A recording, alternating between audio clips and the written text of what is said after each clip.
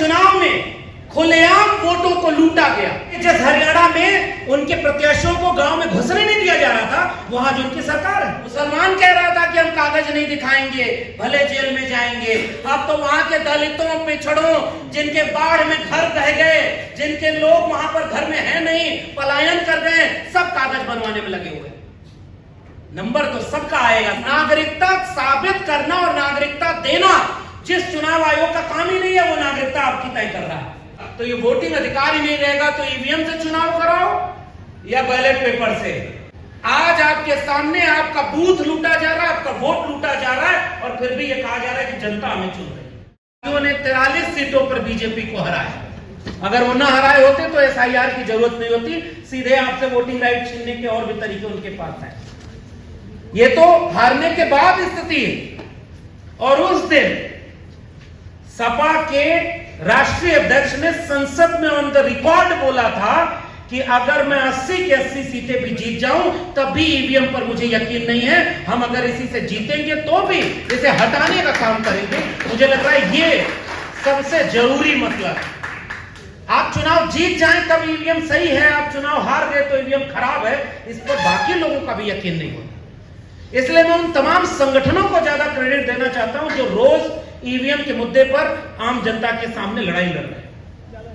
लेकिन ईवीएम से वोट डालने के बाद भी जहां जनता जागरूक है, जहां जनता मन बनाई हुई है कि संविधान को बदलने नहीं देंगे, वहां वो ईवीएम से भी छेड़खानी करने से पहले 4 बार सोचते हैं।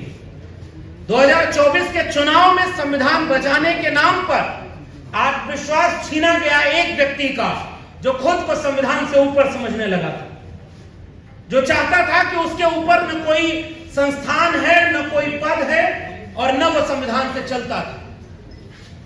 आज 2024 में जिन लोगों ने उनको पूर्ण बहुमत होने से रोका, हरियाणा का चुनाव, उसके बाद महाराष्ट्र का चुनाव और फिर दिल्ली का, इन 3 चुनावों को जिस तरह से उस व्यक्ति ने जीता, अपने लोगों से जितवाया, यह हमारे लिए खतरे की घंटी से कम नहीं थी। सब जानते थे कि जिस हरियाणा में उनके प्रत्याशियों को गांव में घुसने नहीं दिया जा रहा था, वहां जो उनकी सरकार है। कैसे संभव हुआ है? महाराष्ट्र में नोटबंदी का सारा काला धन जो स्विट्जरलैंड में 2 गुना से 4 गुना हो गया।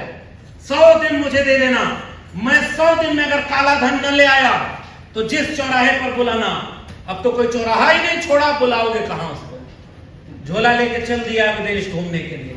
और जब जरूरत पड़ी इस देश को कि बाकी देश खड़े हो, दुनिया का कोई देश खड़ा नहीं हुआ। इतना बड़ा संकट, तो फिर इतना झोला लेके घूमते किस बात के लिए रहे? ये सवाल पूछेगा कौन? संसद में पूछा जाता, संसद में वो है ही नहीं। महाराष्ट्र के चुनाव में खुलेआम वोटों को लूटा गया। और अब तो नेता प्रतिपक्ष यहां तक बोलते हैं कि हमारे पास सबूत है, जितने लोग वहां की जनसंख्या में नहीं, उससे ज्यादा वोटर है। आज भी उनकी सरकार वहां चल रही है। नोटबंदी के पैसे से पार्टी तोड़ी, विधायक तोड़े और पूरी पार्टी को तहस नहस कर दिया, जो नहीं झुका, जो नहीं डरा। उसके बाद भी उनकी सरकार है। दिल्ली में यहां के लोग कहते रहे कि यहां वोटर लिस्ट में धांधली हो रही है, आज दिल्ली में भी उनकी सरकार है। और जो लोग ये कहते थे जहां झुग्गी वही मकान, दिल्ली में झुग्गियां तोड़ तोड़ के बीजेपी वाले अपना काम कर रहे हैं। ये बात खुल के कहनी होगी। जितना आप विषय रखे हैं, आप अपने लोगों को अगर ये बता नहीं पाएंगे कि इन सब का खतरा आया किसकी वजह से और आज किससे लड़ना है, ये बात तो साफ साफ कहनी होगी ना। और इन 3 राज्यों में चुनाव जीतने के बाद बिहार में उन्होंने ऐसी प्रक्रिया ले आती है कि गरीब, कमजोर, मजलूम और खासकर दलित, पिछड़े लोगों के अब वोटिंग राइट भी उनसे छीने जाने की कोशिश की जाए। और लोकतंत्र की हत्या के लिए इससे बड़ा काम कोई नहीं हो सकता। जिन वोटों से 20 साल मुख्यमंत्री कोई रहा हो बिहार में, जिन वोटों से अभी तीसरी बार कोई प्रधानमंत्री बन गया, अब वही वोट फर्जी हो गए। उन्हीं वोटों को अब विदेशी बताया जा रहा है। तो पहले इस्तीफा तो अपना देना चाहिए कि मुख्यमंत्री और प्रधानमंत्री बिहार की 31 सीटें जीते हुए हैं, वो सारी सीटों को हटा दो, क्योंकि वहां तो फर्जी लोगों ने वोट डाला है। अब आप सोचिए 2025 में देश खड़ा कहां है? आप उनके झूठ पर भी पब्लिक में कोई डिबेट हो तो बता दीजिए, इंटेलेक्चुअल्स में कोई डिबेट हो तो बता दीजिए। जो बोल रहा है वो कितने थोड़े से लोग बचे हैं। वो इस तरह की गैदरिंग में अपने ही लोगों को समझाते हैं। कुछ हमारे यूट्यूबर साथी हैं, क्योंकि वहां टेलीविजन पर तो बैठा के दिखाया जा रहा, वहां कोई मुद्दा नहीं। वहां मुद्दा यह है कि कोई फर्जी कथावाचक कैसे, पाखंडी कथावाचक भी कैसे विद्वान और धार्मिक व्यक्ति बन जाए। फूल बरसाने वाले मुख्यमंत्री पर डिबेट होगी, उनकी डिबेट में यह दम नहीं है कि वो ये बात सवाल के साथ करें कि चंद महीने बाद जहां राज्य में चुनाव है वहां आप कैसे इस तरह की प्रक्रिया कर रहे हो कि लाखों लाख लोग मुझसे बाहर जा रहे हैं। और उन तमाम तरह की साजिशों में केवल विपक्ष बोल रहा है। बिहार में आज क्या हुआ विधानसभा में, अगर आपको न पता हो तो जाकर देखिए। वहां सत्ताधारी दल के लोगों ने चर्चा नहीं होने दिया, और कोई अखबार इस तरह की खबर अब नहीं छापेगा। तो ये वोटिंग अधिकार ही नहीं रहेगा तो ईवीएम से चुनाव कराओ या बैलेट पेपर से। पहले लोग कहते थे यूपी बिहार में जब सरकार बनी बहुजनों की, तो उन सरकारों को कहा जाता था कि बूथ लूटा जाता है। आज आपके सामने आपका बूथ लूटा जा रहा है, आपका वोट लूटा जा रहा है, और फिर भी यह कहा जा रहा है कि जनता हमें चुन रही है। इसलिए मैं बहुत सख्ती से यह बात कहना चाहता हूं कि अब यह वक्त इस बात का नहीं है कि हम सब में तराजू लेकर तौले कि कौन शुद्ध अम्बेडकरवादी 100% है, कौन संविधान पर खतरा है। न्यूनतम सहमति पर अधिकतम एकजुटता बनाने की जरूरत है कि अगर संविधान बचेगा, वोटिंग राइट बचेगा, तो हम सब आपस के झगड़ों को सुलझा लेंगे। अगर संविधान ही नहीं बचेगा तो बाद में कौन दोष देने के लिए भी नहीं बचेगा कि किसकी गलती से संविधान खत्म हुआ।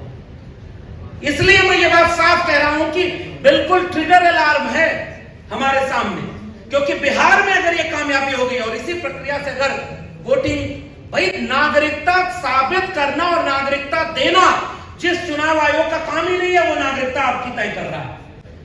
और कल तक तो मुसलमानों के ऊपर हो रहा था, मुसलमान कह रहा था कि हम कागज नहीं दिखाएंगे भले जेल में जाएंगे। अब तो वहां के दलितों, पिछड़ों, जिनके बाढ़ में घर बह गए, जिनके लोग वहां पर घर में है नहीं, पलायन कर गए, सब कागज बनवाने में लगे हुए। नंबर तो सबका आएगा साहब, यही बात तो हम लोग इतने सालों से कहते रहे और उसका खामियाजा भुगतते रहे। जलते घर को देखने वालों, फूस का छप्पर आपका है, आग के पीछे तेज हवा है, आगे मुकद्दर आपका है। और उनके कत्ल पे मैं भी चुप था, मेरा नंबर अब आया, और मेरे कत्ल पे आप भी चुप हो, अगला नंबर आपका। इस देश के दलितों, पिछड़ों ने मुसलमानों के ऊपर होने वाले हमलों में अगर पूरी जिम्मेदारी से यह बोला होता कि जितना बराबर का शहरी इस देश का हिंदू है, उतना ही मुसलमान है, उतना ही सिख है, उतना ईसाई है, तो उनके कत्ल पे आप चुप थे, तो अब देखो आपका नंबर आ गया। उत्तर प्रदेश में सबसे ज्यादा बुलडोजर किसके घर पे चला? हमारे आदरणीय सांसद महोदय बैठे हुए, हमारे तमाम लोग बैठे हुए। और उत्तर प्रदेश में जो बीजेपी का राज है, वही बिहार में अब आपका इंतजार कर रहा है। अटल बिहारी वाजपेयी का सपना पूरा करना याद आया आपको? और कुछ लोगों को एक नाथ शिंदे बनाने के लिए आगे बिठाया गया। इसलिए मैं ये बात ऐलानिया कहना चाहता हूं कि अगर हम राजनीतिक प्रतिद्वंदी, समाज बदलेगा तब जब बदलने लायक बचेगा। मानव कांशीराम एक जमाने में आंदोलन चलाए, सामाजिक संगठन चलाए, DS बोर्ड से लेके वामसेफ बनाए। बाद में उन्होंने भी ये बात कही कि परिवर्तन की गुरु के लिए अगर कोई है तो राजनीति है, राजनीति नहीं बदलेगी। और मैं तो कह रहा हूं दावे से, अगर 300 सीटें उनकी पूरी आई होती तब आप देखते कि संविधान की धज्जियां कैसे उड़ाई जाती।